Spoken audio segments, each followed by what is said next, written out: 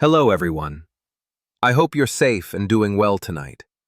Thank you for joining me again for another journey into the dark corners of the world we think we understand. Thank you for joining me, a real feeling, grounded, and drawn from the quiet hours, where ordinary places turn strange once the lights go out. Tonight's stories are released bis, so sit back, keep the lights low, and let's begin. Japan's supposed to be one of the safest countries in the world, right? Clean streets, polite people, tiny apartments that somehow fit your life in a box. I went there last fall, just a 2-month work trip to Tokyo. But one night, sitting in a small bar in Shinjuku, my Japanese friend Hiro told me a story I can't stop thinking about. He swore it happened to someone he knew, a girl who rented an old apartment in Kunitachi. And if you've ever stayed in a traditional Japanese room with those soft straw mats on the floor, maybe this'll hit you harder than it should.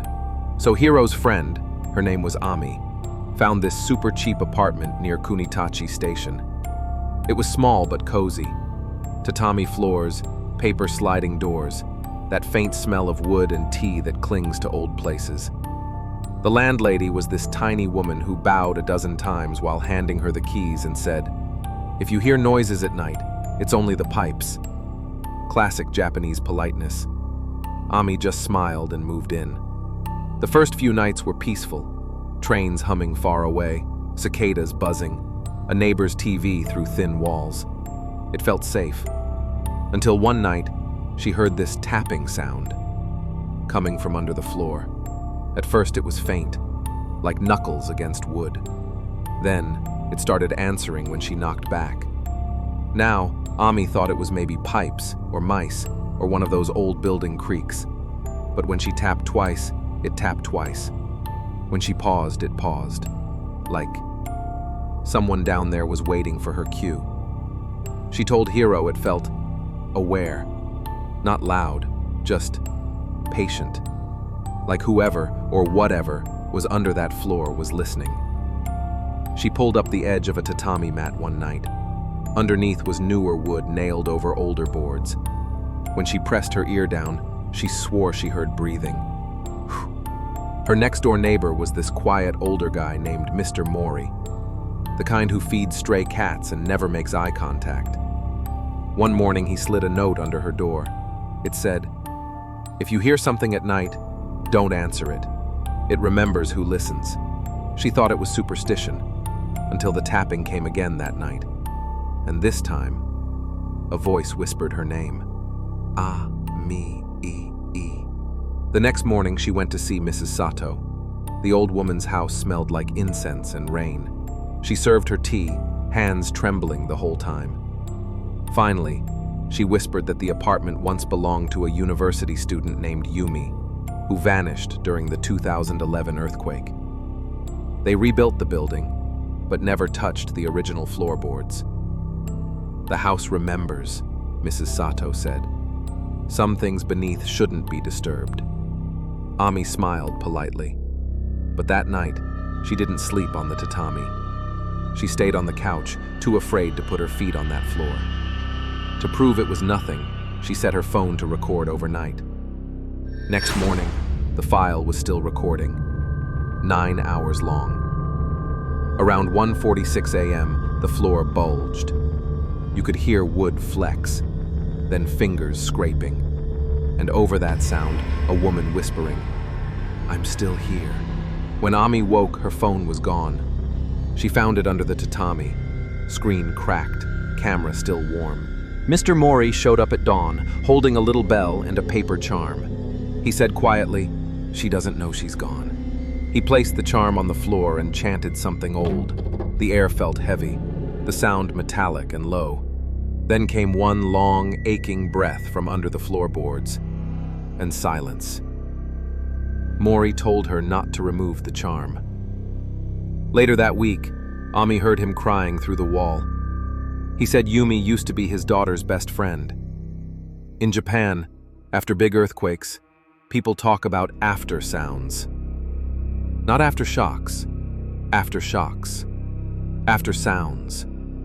Wood shifting, wind echoing through damaged beams, voices carried through pipes. Hiro said some locals believe those are trapped memories replaying, not ghosts, just leftover emotion.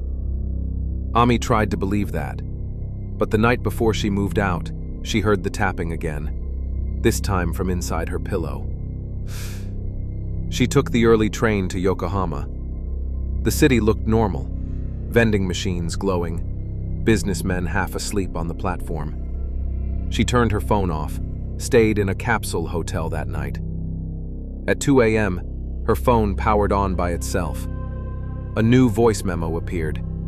Under the tatami.mp4. When she played it, her own voice whispered, "Ami, don't leave me." Generator a few months later, Hiro checked the same rental site. The room was back up, same price, same photos. But now, in the corner of one picture, under the window, there was a white paper charm on the floor, and next to it, a faint handprint pressed into the mat. The caption said, "Recently renovated, foreign friendly." So yeah, that's the story Hiro told me in that bar. He said every year someone new rents that room, mostly foreigners because locals won't touch it. And every time, the ad disappears for a few months, then comes back like nothing happened. So yeah, laughed at first. But when I got back to my hotel that night, I heard a faint tapping in the wall behind my bed. Maybe it was just plumbing. Maybe. Or maybe the house just found another listener. Now, let us move on to a story that still lingers in the mind of a man who thought he understood the ground he walked on.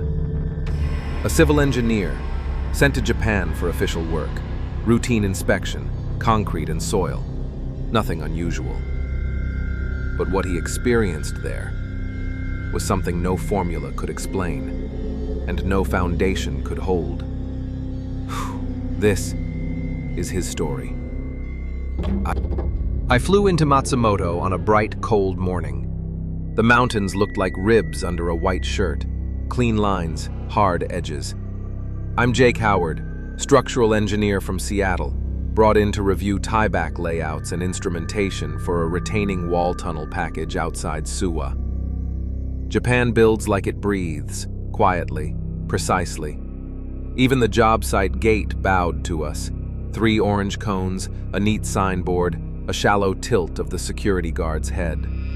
Past the laydown yard, I saw a tiny torii gate set into a cedar slope, a shrine no larger than a garden shed. Every morning the crew bowed that way before we started. I grinned at the ritual, until the ground under my boots answered with a faint, hollow tremor. Not a truck, not wind. A rhythmic note I felt through the soles of my feet. My scope was instrumentation. Inclinometers in the wall, a string of piezometers along the toe, triaxial accelerometers on the bench, and 2 vibration pickups bolted to bedrock. I checked calibration against the logger, clean. Then I noticed a nighttime pattern. Every night around 3:07, a low-frequency pulse ran through the array like a tide coming in under the dirt. Not wind, not traffic, not the TBM. We weren't even boring yet, just shotcrete and lattice girders on the portal. One of the young engineers, Saito, said, "Furuichi moves at night. Old ground moves." He half smiled like it was a joke, but his eyes didn't. I slept in a cedar site cabin near the inclinometer bank. Around 3 a.m., I woke to a soft thump-thump pause, like someone tapping a palm on the underside of the floorboards. Instruments captured it. 3.2 hertz, repeatable, stronger near the slope. I wrote, "Check cable shields, check grounding, check lies I tell myself to sleep." When I stepped outside, the valley was absolutely still. Stars snagged in bare branches, the river a dark ribbon. Then the slope exhaled. I swear the geotextile on the cut face dimpled inward and eased back, like a long, slow breath. Day 4, the excavator's tooth hit something flat. Not rock, concrete, older than the wall, thin and gray, poured over rough boards once and forgotten. The foreman cursed softly. Saito made a call. An old Shinto priest walked up the bench, white robes under a padded jacket, a sprig of sakaki in hand. He bowed to the slab, to the slope, to us. Then he said one thing I can't shake. This was sealed. The contractor wanted it out. Schedules don't bow. We chalked cut lines anyway. The priest stayed until sunset, lips moving, breath making little ghosts in the air. I re-baselined the array. At 2210, nothing. 2341, small increase. 0138, spike. At 307, the valley knocked, a long wave through everything we'd pinned and measured. The inclinometer profiles showed a clean shear plane nowhere. No slip, just pulsing. I put my palm on the cabin floor. The boards answered with a hollow thud every 6 seconds, like a hand learning the size of a room. Engineers do what engineers do. We record. I tied a spare hydrophone to the drainage line that runs along the wall toe, piped it into the logger, added a quick and dirty FFT. What came back wasn't white noise. It was layered, a carrier hum at 3.2 hertz, and something voiced riding on it. When I boosted a narrow band and played it back, I heard syllables inside the concrete. Not wind, not pipe chatter. Low, patient Japanese. Why did you open it? I sent the file to a lab in Tokyo. They called it geological resonance and recommended a paper I don't think they read. An elderly surveyor met me at a soba shop near Chino. He unrolled a pre-war map. The slope was once a storehouse cut, a small shrine to Kura no Kami tucked where our bench now sat. During the war, miners opened an adit somewhere under that torii. After 3 men vanished, the village sealed the ground. Don't cut where the old concrete sleeps, he said. If you take the lid off, the hungry things remember. Engineers don't log hungry things. We log movements. We saw-cut the slab in quarters. The middle panel rang hollow when the crowbar bit. A cool draft lifted dust. Below, a man-cut void. Brick side walls, skim of concrete over old timbers, all the surfaces smoothed by time or touch. We lowered a borescope. Its LED made a little pearl of light, swallowed by black. On the feed, the walls seemed to shiver, not move, shiver, like breath caught and released in stone. Then the screen fuzzed white and died.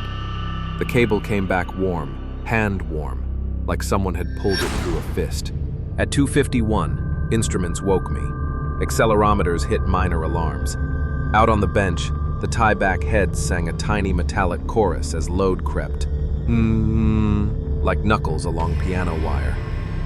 The youngest laborer, Kenta, stepped closer to listen. The ground exhaled. The bench slumped not even 8 inches. Enough. He slid in without a sound. No shout. We dragged the slope with hooks until dawn. When the light came, the void had healed smooth. Shot Creek crews swore they never sprayed there. I checked the batch logs. Nobody did. Work halted for safety review. The prefecture called the event localized settlement due to gas evolution. The foreman built a small wooden gate over the cut, 2 uprights, 1 lintel, set a little saucer of sake and a rice ball in front. The priest returned. We placed paper ofuda, thin white charms, on the shotcrete around the opening. The air there stayed a degree colder. My breath showed even at noon. At night, the logger ticked. 3.2 hertz. The ground said it wasn't finished. They called it settlement. The email said, localized gas evolution. Proceed with caution. Someone attached a PDF with colored contours that didn't match any ground I'd ever stood on. Saito kept his head down. The foreman smoked in silence by the fuel cage. The priest's sake cup sat empty on the little wooden gate we'd thrown together, dust ring around the base like a clock that didn't move. At 3:07, The cabin sink wrinkled, tiny concentric circles jittering the surface, though every window was shut. I set my phone on the floor. It slid half an inch toward the door and stopped, like something beneath had started a sentence and decided not to finish it. I told the logger, out loud, "I hear you." The screen didn't change, but the pulse skipped one beat, as if it blinked. I found the shrine caretaker in a cedar grove above the bench, a young woman in work boots and a quilted coat. She kept a tool belt and a coil of red thread beside the offering box. She bowed to the slope, then to me. "You woke a storeroom god," she said. "Kuranokami keeps things safe when people promise to keep the lid on." She tied the red thread around my wrist, one loop, one knot. The knot looked small and temporary. It felt heavier than a cuff. "It will tug when you forget your manners," she said, "and loosen when the ground forgives. Engineers chase signals." I stacked the FFTs from the hydrophone and the accelerometers. The main hum sat at 3.2 Hz. A second counterpulse emerged at 1.6 Hz, exactly half. 2 hearts, one old, one younger, or only one heart counting for two. I boosted the narrowband and listened in the headphones. Through the carrier came language, thin as breath under a door. English, but built on a Japanese vowel scaffold. "You took the lid," I wrote. "Return the lid." But how do you return what a war took? 300 meters downslope, a borrow pit we dug for fill had turned to boiling sand after midnight. No water source, no vent, just sand trembling like it was forgetting itself. I knelt on the rim. The top dimples formed and smoothed, like something testing the fabric of the world from below. Footprints appeared, heel, arch, toes, and vanished in the same breath. Small feet, bare, the kind that run through a house during dinner. I whispered, "We're not trying to steal." The sand stilled, then made one slow circle, as if a finger drew it. Saito found me in the cabin with the headphones on, his face gray with a night of not speaking. "My grandfather mined here," he said. "They broke into a hollow and fed it concrete to sleep. 3 men were lost. The priest said, 'Close it like a promise.' The company poured a slab instead. He looked at my wrist, at the thread. 'If you apologize, mean it. The ground listens better than Tokyo.' At dusk, the tie-back heads sang, just a hair of load shift, the of steel asking a question. I put my fingers on a head, cold, gritty with dust. The metal spoke through my bones. "Stay shut." When I took my hand away, the load cell settled back to baseline like a heartbeat returning to rest. We lowered a second downhole camera, this one with a thermal overlay. The void returned as a simple tunnel with smoothed sides, until the heat map painted 5 warm lines along the lining, each about hand length and hand width, spaced like fingers pressing outward. As the camera rotated, the warm prints moved, not shifted, moved, sliding gently along the wall like hands on the inside of a drum. The cable came up warm again. I smelled rice wine and rust on the insulation. The caretaker arrived at dusk with salt, a sake cup, and a folded paper ofuda. We set them on the little gate. She clapped twice and thanked the ground for holding everything up. At 3:07, the pulse eased to 3.1 Hz. For the first time since I arrived, the cabin floor didn't answer my foot. Maybe it wanted manners more than modern measures. Maybe we kept too much and returned too little. I wrote a formal memo. No cutting within 10 meters of the void. Proposed timber lid and soil seal per the old survey. Tokyo replied with a red line. Economy redesign. Remove slab. Install reinforced lid, C35, with anchors. At 3:07, the site printer woke itself and printed one word on a blank page. LID. No header, no job code, just LID. I stood at the rim of the opening at midnight and spoke like a man leaving a voicemail he hopes isn't real. If you understand me, stop for one breath. The pulse stopped. For a full 3 seconds, the valley felt like a held note. Then the hum came back, softer, 3.0 hertz, as if a jaw unclenched. "Thank you," I said. The red thread tugged my wrist once and went slack. The priest came before dawn with paper shid and a narrow bell. He drew a salt line in a square around the opening and fixed the paper streamers to a rope. He asked me to repeat after him, apologies in Japanese I could barely shape. We opened carelessly. We close with care.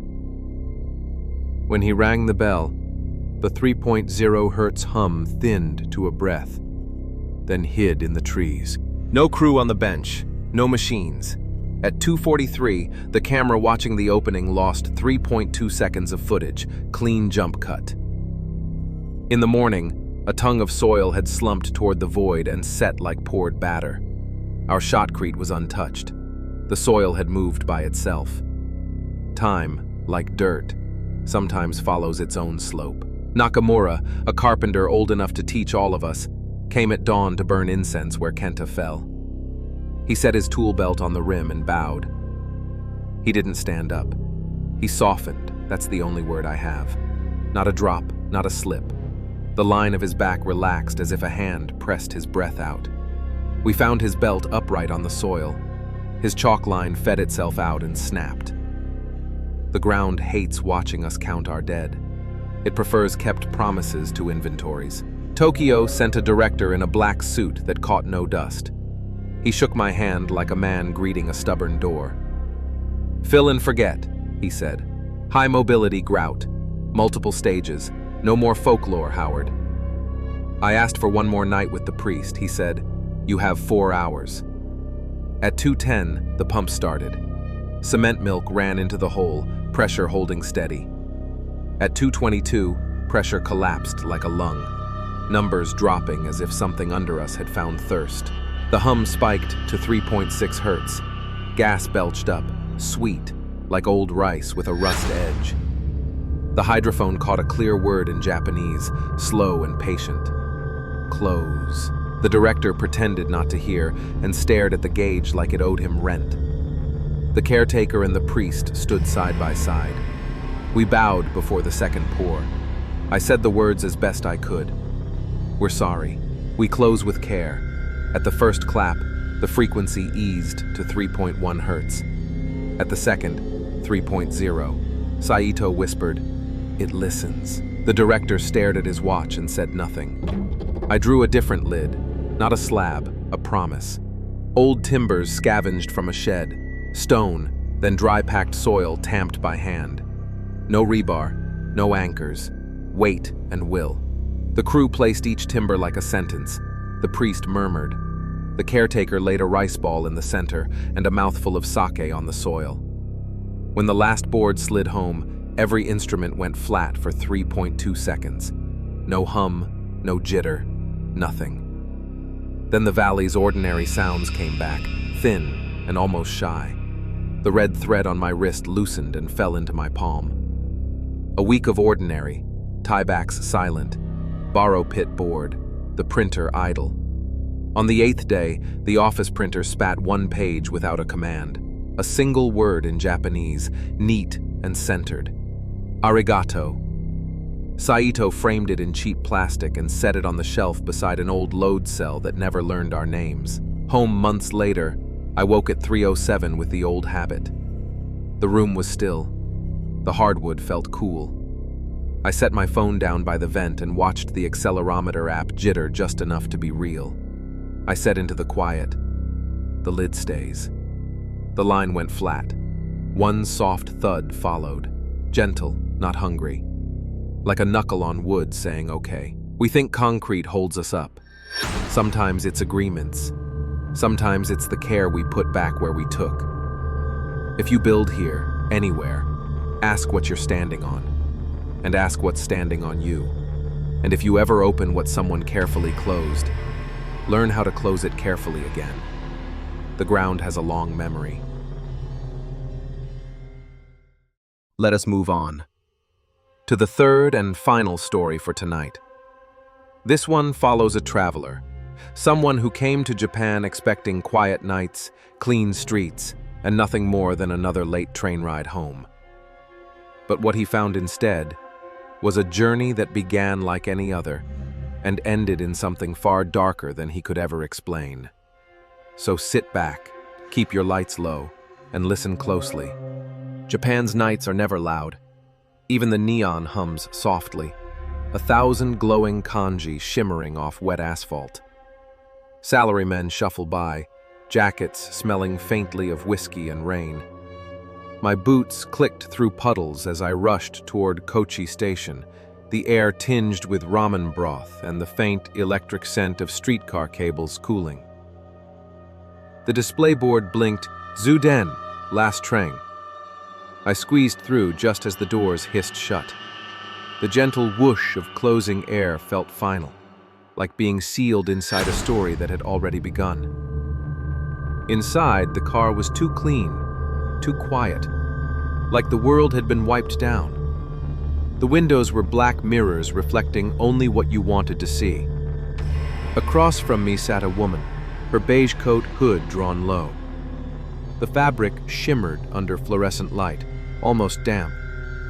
She never moved, never scrolled her phone, just breathed, slow, steady, deliberate. Outside, rural lights passed like faint Morse code. Every reflection blinked with her but one, mine, which didn't. The train screeched into the end station, a sound too human to be mechanical. The station clock read 12:36 a.m., too late for comfort, too early for dawn. Fog rolled along the platform like it had been waiting. The woman stepped out first, her shoes silent on tile. I followed, footsteps echoing against metal shutters and vending hum. A stray cat darted between lockers. When I looked back, the woman stood still under the yellow platform lamp, and her shadow pointed toward me. The plaza beyond the station smelled of iron and rain-soaked leaves. Every window of every cafe glowed blue from cleaning machines, their robotic brushes whispering against glass. A single bus idled. Route 11, the last of the night. Inside, only two people. A man asleep near the front, the driver humming an old enka tune. I sat halfway back, my reflection floating faint in the window. The city blurred by, laundry swaying on dark balconies, vending machines lighting rows of bicycles like shrines. Then, tap. My shoulder jerked. I looked. Empty seat. My reflection smiled, then exhaled fog. Kurohara Market looked like the skeleton of a festival. Shuttered stalls, paper lanterns swaying faintly from unseen wind. The faint smell of oranges and soy lingered in the gutters. As I walked between stalls, my footsteps turned hollow, echoing ahead of me like someone else's pace. The loose awning strap beat gently against a post. Then, a whisper. "Excuse me." I turned sharply, light from a single bulb swinging like a heartbeat. No one. Only a puddle rippling, though nothing had fallen. The floor tiles near the fish section were coated in fine dust. That's when I saw bare footprints appear one by one, smaller, lighter, still wet, like someone had walked from the river. Each step matched mine, but a second behind, toes slightly inward. When I stopped, so did they. When I took a step back, they moved forward. The lights flickered. Somewhere deep in the market, a metal shutter slammed shut. Once, twice. then silence. I bolted out the side exit into an alley. The air smelled of diesel and wet gravel. A row of vending machines glowed like tiny altars. Their lights stuttered as I passed, cans trembling faintly inside. My own reflection stared back from the plexiglass. Behind my shoulder, in that mirrored glass, stood the hooded woman again, not moving, just waiting. When I turned, the street was empty, only the hiss of rain beginning to fall. Past the market, a tram line cut through fog, rails gleaming silver beneath orange lamps. An old tram stood still, doors open like an invitation. No driver, no passengers, lights flickering gently. I stepped inside. The seat fabric smelled faintly of dust and static. The tram lurched forward on its own. Through the window, streets glided by. Laundry flapping, shuttered pachinko halls, a cat watching from a vending roof. Then, a voice behind me whispered, "Long night, isn't it?" The air behind my ear was warm, but when I turned, the car was empty, except for a reflection sitting behind me. The tram slowed at 𝐒𝐿𝐿, a ghost station of closed shops and flickering bulbs. I stepped onto the platform. The tram remained. Its windows reflected rows of seated passengers, each one her, each turning their heads toward me in the same slow motion. The lights dimmed, sound folded inward.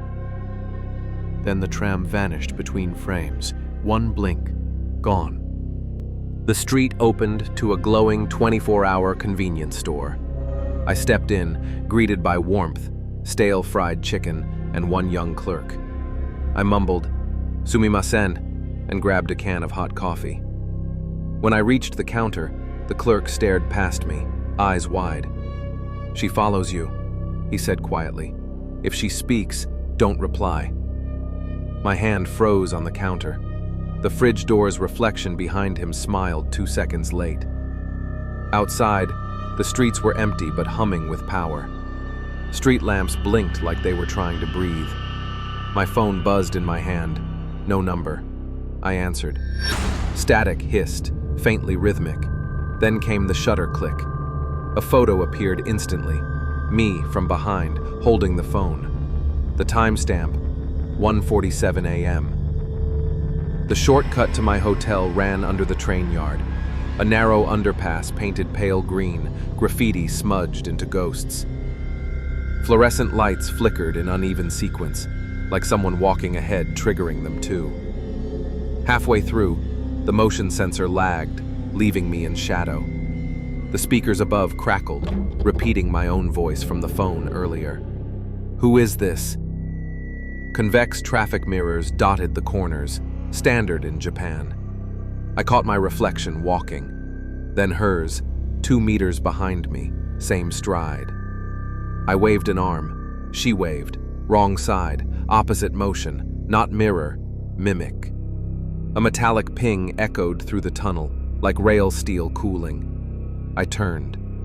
The tunnel was empty, except for a single red umbrella lying in the center, bone dry. Past the underpass, the road curved toward a hillside shrine, one small torii arch glowing faintly in fog. 2 stone foxes guarded the gate, their shadows elongated by moonlight.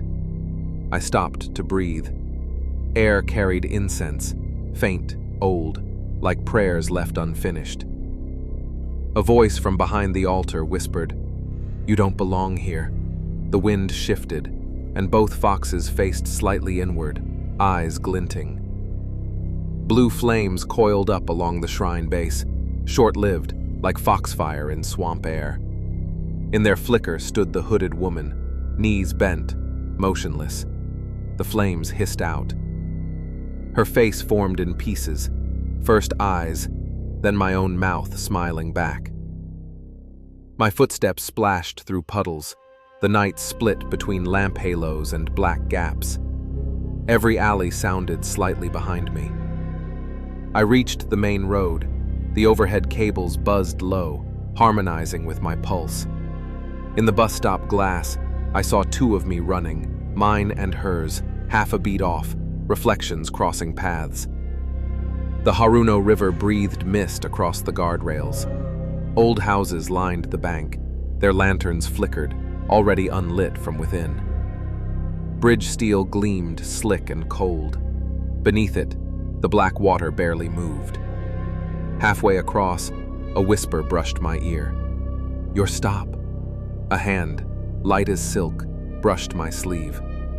I turned, but only fog stood behind me, trembling where something had been. Curiosity pulled me down the embankment, boots sliding on moss. The maintenance walkway smelled of wet iron. My phone light swept between girders, revealing writing scratched into rust. 𝐘𝐨𝐿, return the face. From darkness, breathing. Wet. Close. Then, borrow yours? Out of the shadows stepped me.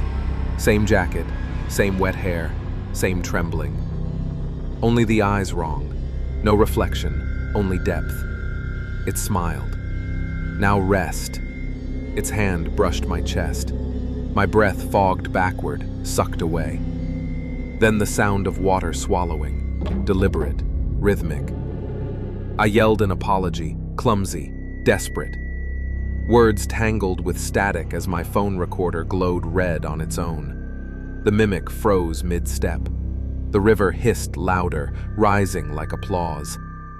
When the static stopped, the hood was empty, folded neatly by the water. Only my reflection in the surface smiled back. By 3 a.m., fog dissolved into misty rain. The streets returned, their vending hums, their gentle, orderly stillness. At the konbini, the same clerk looked up, eyes rimmed red. "You came back," he whispered. "Not everyone does." Behind him, the fridge doors reflected both of us. But when I waved, only I moved. I reached the hotel, key trembling in the door slot. Room 302 smelled of tatami and detergent. The bathroom mirror fogged instantly from my breath. When I wiped it, 2 hands left streaks, one mine, one slower, thinner, clawing down from inside the glass. "See you tomorrow night."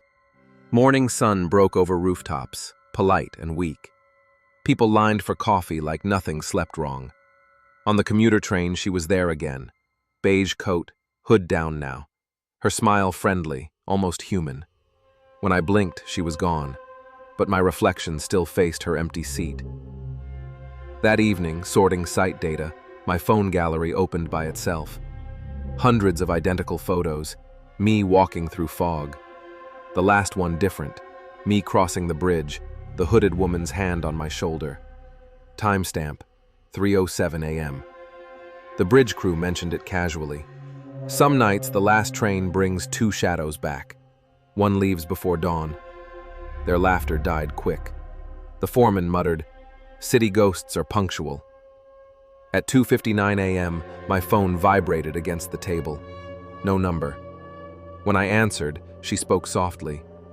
"Long night, isn't it?" Then the line hummed. Not static, but the sound of metal wheels turning far below ground. Weeks later, daylight train to Tokyo. Rows of sleeping passengers, the rhythm of wheels calm again. Across the aisle, a woman in a beige coat typed on her phone. She caught me glancing, smiled faintly. The conductor passed. For a moment, his mirror reflected 2 of her. A camera shutter clicked. I wasn't holding mine. At the next stop, my phone buzzed. Unknown sender. "Missed you last night. See you next ride." Outside, sunlight glinted on the rail, like something still watching below it.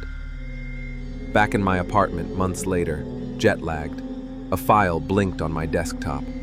Train end _03_07. I pressed play. My voice whispered, "Don't answer if she speaks." Then the faint sound of footsteps on wet tile. than the click of a camera. Some nights I wake at 3 a.m. in Chicago and swear I hear rails humming under the floor. I tell myself it's nothing, just memory. But when I pass a window, the reflection sometimes smiles first. Maybe the last train never ends. Maybe it just changes passengers. So, that's all for tonight. If you've ever experienced something strange, something you still can't explain, share it with us. You can send your story to the email mentioned below, and maybe your voice will be the next one heard here in the dark.